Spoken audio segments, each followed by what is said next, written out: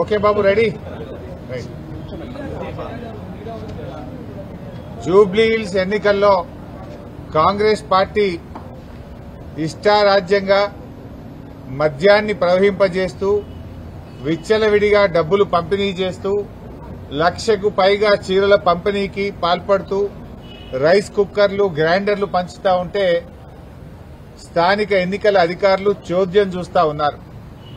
ఈ విషయాన్ని ఈరోజు ఎన్నికల కమిషన్ కు అన్ని వీడియోలతో సహా ఆధారాలతో సహా ఫోటోగ్రాఫర్లతో సహా అన్ని కూడా వారికి అందించడం జరిగింది.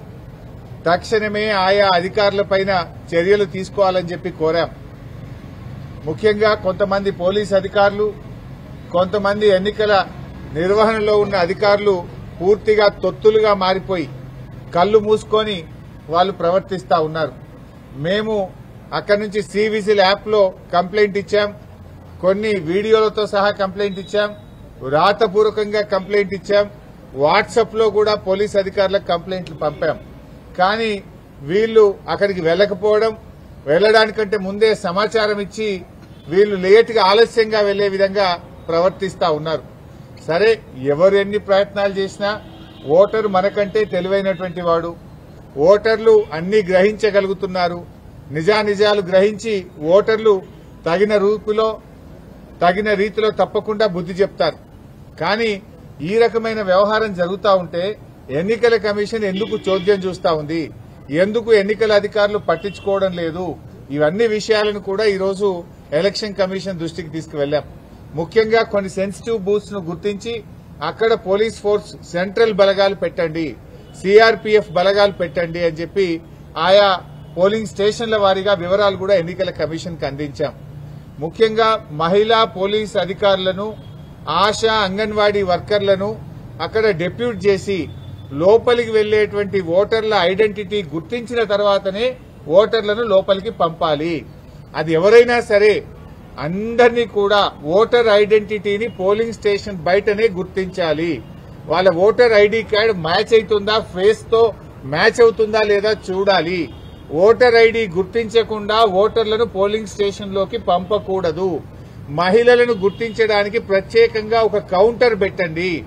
అదొక వాళ్లకు కంప్లీట్ ఒక రూమ్ లాంటిది ఏర్పాటు చేసి అక్కడ మహిళా ఆశా అంగన్వాడీ వర్కర్లు, మహిళా పోలీస్ అధికారులు ఉండి వారిని గుర్తించిన తర్వాతనే పోలింగ్ స్టేషన్ లోకి అనుమతించాలని వ్రాతపూర్వకంగా మేము కంప్లైంట్ ఇచ్చాం.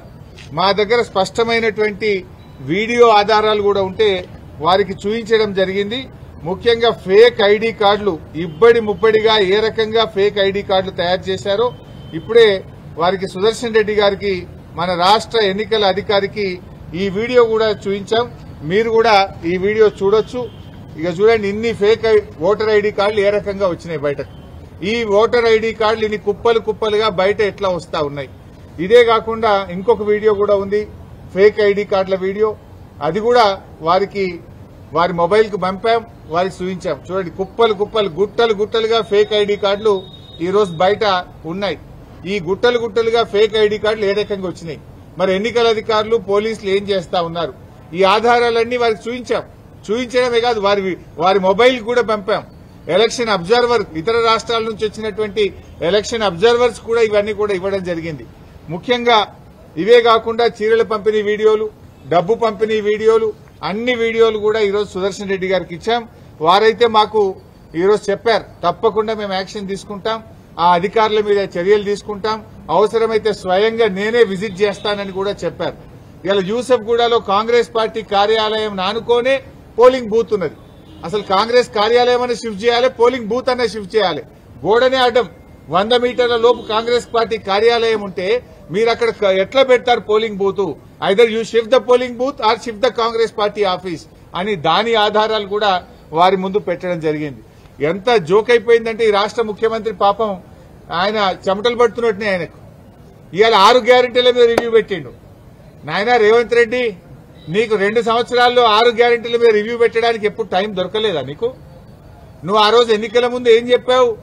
మొదటి అసెంబ్లీలోనే 6 గ్యారెంటీలకు చట్టబద్దత కల్పిస్తామని ఆ రోజు ప్రజల ముందు చెప్పారు. ఎన్ని అసెంబ్లీ సమావేశాలు జరిగాయి, ఎన్ని కేబినెట్ మీటింగులు జరిగాయి, ఏ ఒక్క రోజు 6 గ్యారెంటీల మీద చర్చించకపోతివి. ఇవాళ 6 గ్యారెంటీలు యాడికి వచ్చినాయా నీకు? అంటే నీకు చెమటలు పట్టినాయి.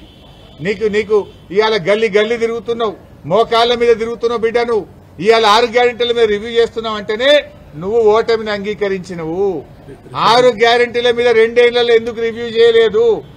100 రోజుల్లో 6 గ్యారెంటీలని ప్రజలకు హామీ ఇచ్చి 700 రోజులు గడుస్తుంటే ఎన్నడూ రివ్యూ ఎందుకు చేయలే? ఇవ్వాలనే నువ్వు రివ్యూ చేస్తున్నావంటే ముఖ్యమంత్రి ఇంకా ఓటర్లను మభ్యపెట్టడానికి, ఓటర్లను మోసపుచ్చడానికి ముఖ్యమంత్రి ఇంకా డ్రామాలు ఆడుతున్నాడు. ముఖ్యమంత్రి ఇవాళ ఏ రకంగా దివాలాకోరు రాజకీయాలు చేస్తున్నాడో రాష్ట్ర ప్రజలకు, జూబ్లీ హిల్స్ ప్రజలకు అర్థమైతా ఉంది. నువ్వు ఇంకా ఎన్ని డ్రామాలు ఆడినా, ఎన్ని నాటకాలు ఆడినా జూబ్లీ హిల్స్ ప్రజలు నిర్ణయించుకున్నారు. వాళ్ళు న్యాయబద్దంగా, ఆత్మసాక్షిగా వాళ్ళు ఓటు వేస్తారు. సో ఇవన్నీ కూడా ఎలక్షన్ కమిషన్ దృష్టికి మేము తీసుకుపోవడం జరిగింది. Any other point? Thank you very much.